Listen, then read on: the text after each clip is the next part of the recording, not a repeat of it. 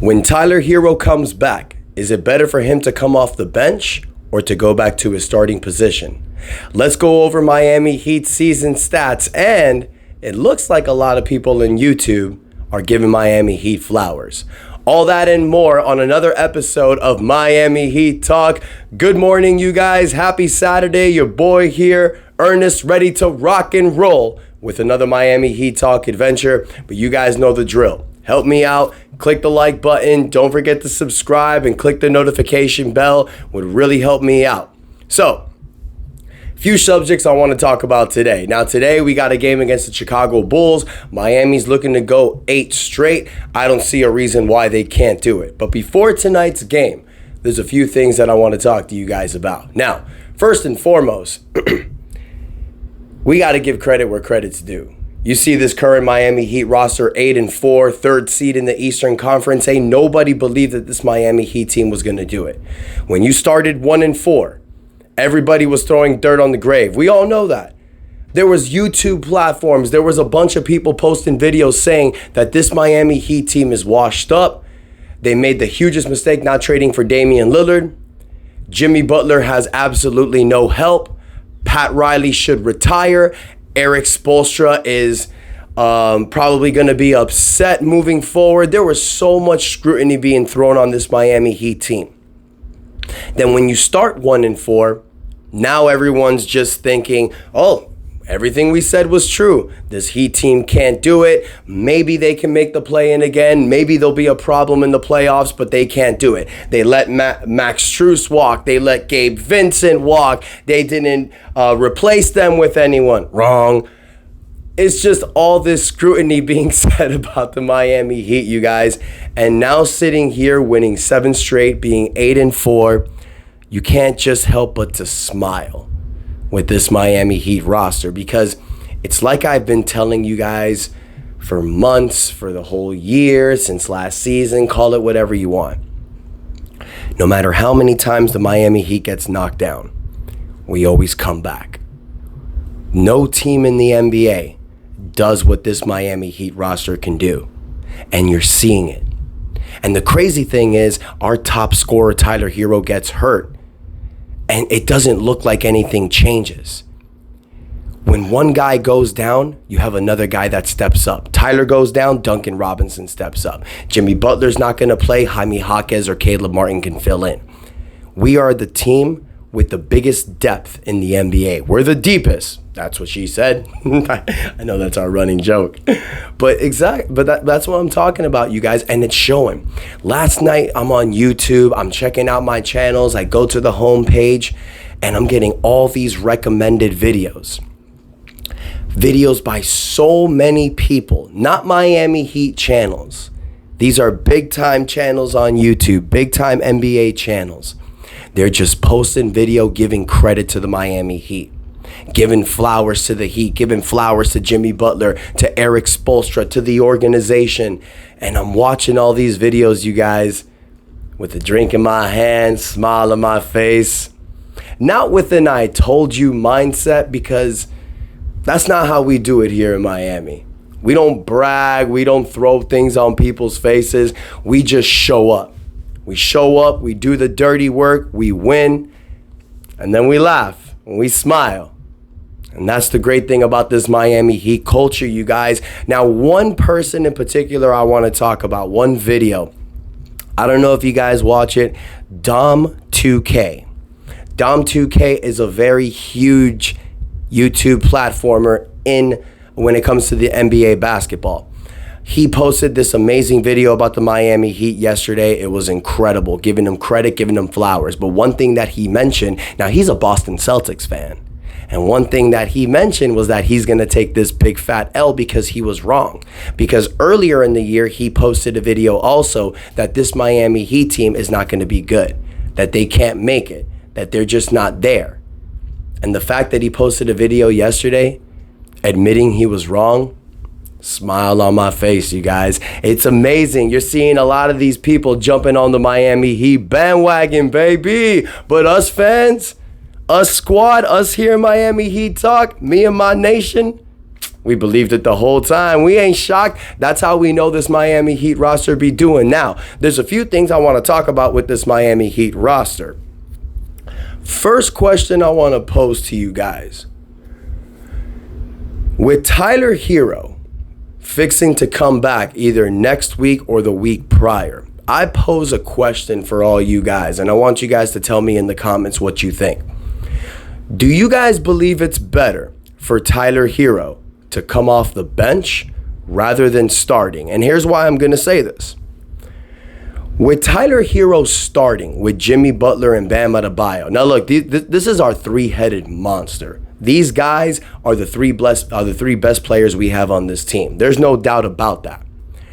But chemistry comes into a factor. And with guys like Jimmy Butler and Bam Adebayo, you have to have specific players on the floor with them. Haywood Highsmith fits. I guess Kyle Lowry fits. I don't know, I guess. But in certain points, he fits.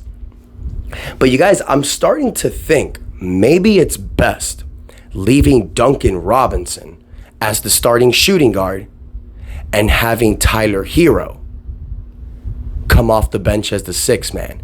And here's the perfect solution. It's like I've said before. This team doesn't have a point guard.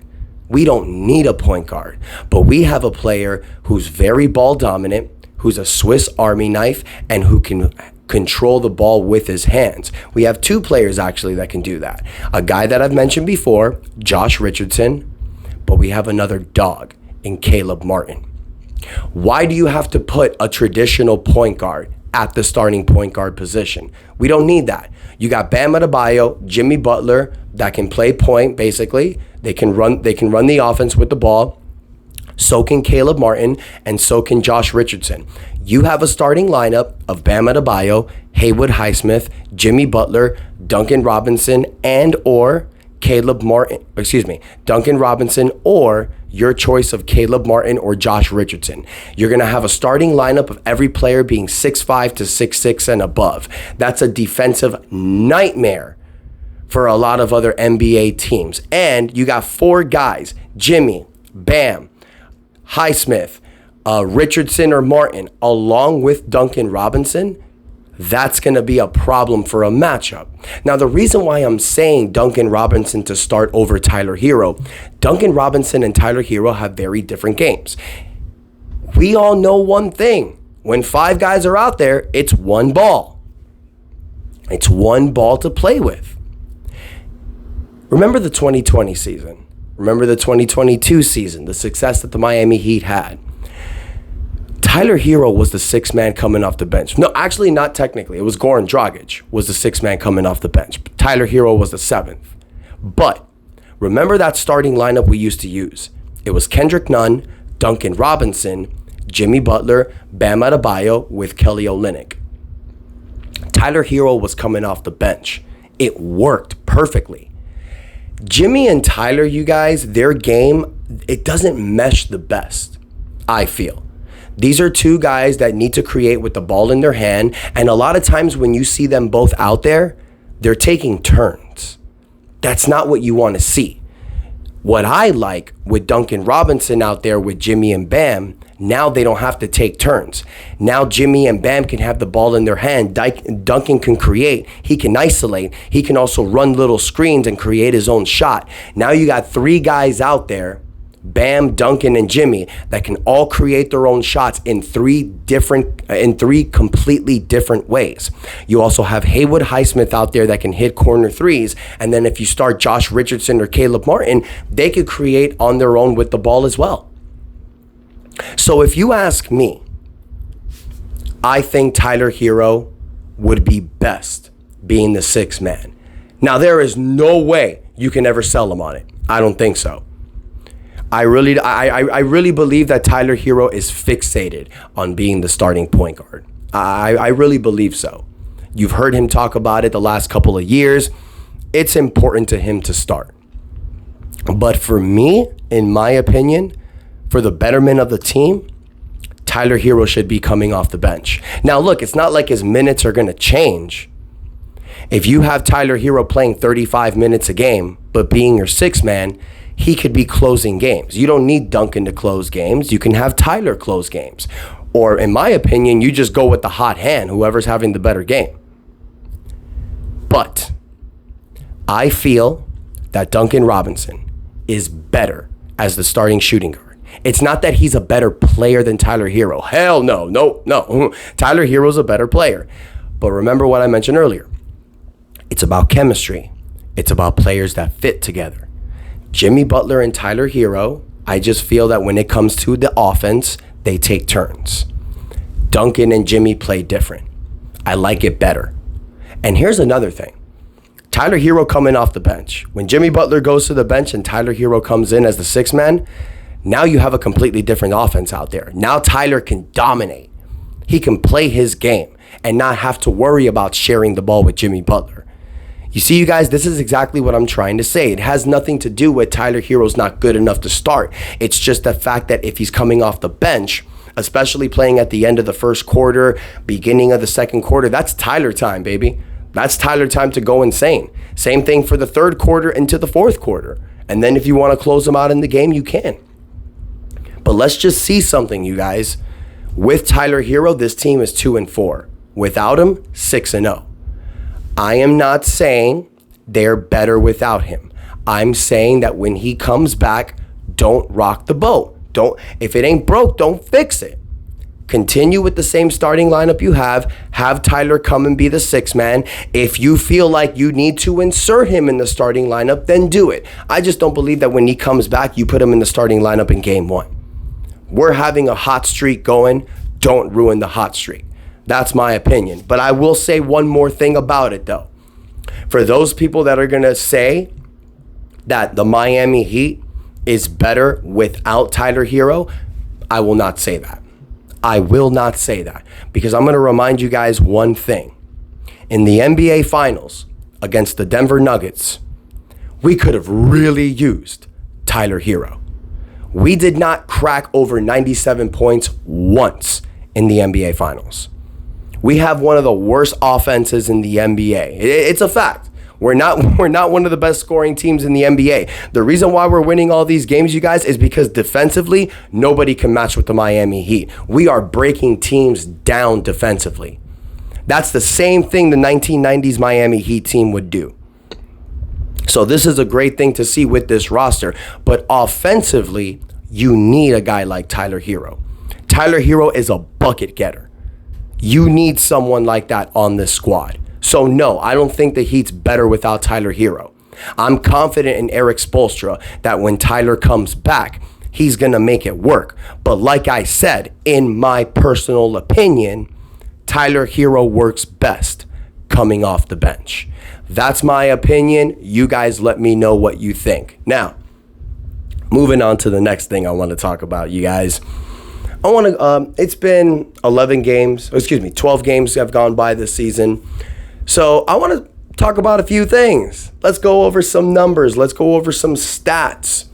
Who's been impressing us this season? Well, obviously, you got the big three.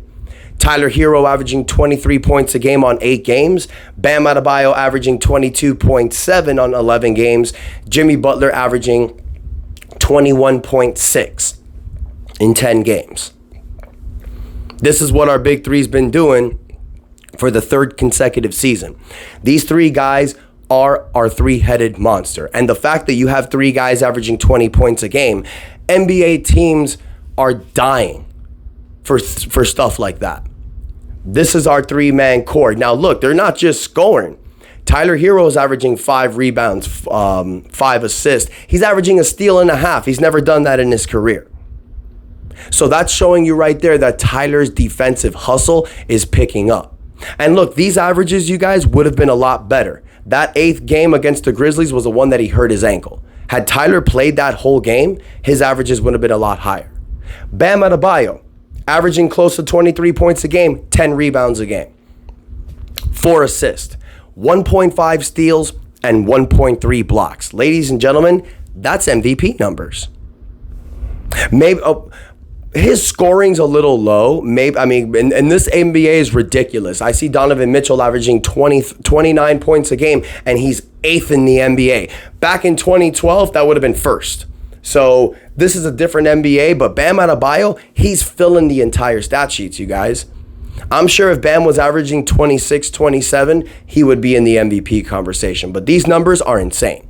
Jimmy Butler, who we talked about, was going to take a step back this season and allow Tyler and Bam to do their thing. Jimmy Butler at one point was only averaging 15 points a game with that slow 1-4 start. Ever since then, picked it up, man. Close to 22 points a game, almost 6 assists, 4 assists, 1.4 steals a game. That's a little low for Jimmy. He's usually over the 2 mark. But as you see, you guys, Jimmy Butler is Jimmy Butler this season. These are very Jimmy Butler numbers, and I believe they're going to continue to get higher. But here is where this season's a little bit different. Our bench players have finally been stepping up. Now, earlier this season, we were having a problem with that. It was our big 3, but they weren't getting that much help. Duncan Robinson's been huge. Duncan at one point was averaging 10 points a game. He's knocked it up. Duncan Robinson, 12 games, plays every game, 14.3 points, but check this out. 3.5 rebounds, 2.5 assists. I mean, that's better numbers, man. That's better numbers. Duncan's evolving. He's not just a one-trick pony anymore. He's not just a spot-up shooter. He's a guy that can create on his own. He's a guy that can isolate. He's a guy that can drive. He's a guy that can pass. Kudos to you, Duncan Robinson. Jaime Jaquez, you guys, in 12 games, 9 points a game, 3 rebounds, 2 assists, a steal. Solid rookie numbers. Haywood Highsmith, 8 points a game, 3 rebounds, 1.3 steals. That's good enough for me for the starting 4. I mean, you want higher rebounds, obviously, but the dude is 6'5". But defensively, he makes up for it. You got Kevin Love averaging 7.7 points a game, 6 rebounds a game. I mean, from your backup power forward center, can you ask for more? I mean, you can, but yo, K-Love is just doing great. Josh Richardson in 9 games gives you 7.5 points, 2.5 rebounds, 3 assists. Solid. It's like what I've said before about Josh Richardson. What he does doesn't show up on the box stats. This is a guy who's going to help this team in all the little things. So Jimmy Butler doesn't have to do those little things. You got a bunch of... I like what this Heat roster did. You drafted and signed Swift Army Knives to be around Caleb Martin and Jimmy Butler, which is incredible. I think the Heat did a good job there. Kyle Lowry, I know we have our issues with him. He's having the worst season. In 11 games, averaging 7 points a game. Well, technically, it's 6.8. 4 rebounds, 4.6 assists, 1.4 steals. That's a guy making $30 million a year. It's a headache. It's a nightmare. Like I've said, Kyle Lowry does do a lot more. It doesn't show up in the box stat. He is a lot of times on the plus side out there. But it's just, man, for $30 million, that's not good enough. We need more from Kyle Lowry. We need more from Kyle Lowry. He needs to step it up. Now, somebody that I'm going to talk about right now, you guys, is somebody that Heat fans have been clamoring for. Miami Heat's Nikola Jovic. I understand that Heat fans are begging for Jovic to be released. And if you look at his stats, I would understand why.